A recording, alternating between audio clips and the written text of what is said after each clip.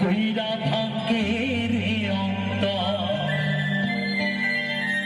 এই কথাটা ঠিক না?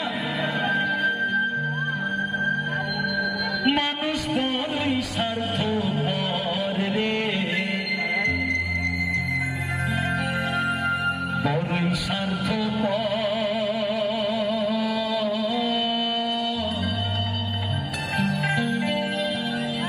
বুকের মাঝে জায়গা দিলে চোখ পাড়া একা করে ঘোরায় বলে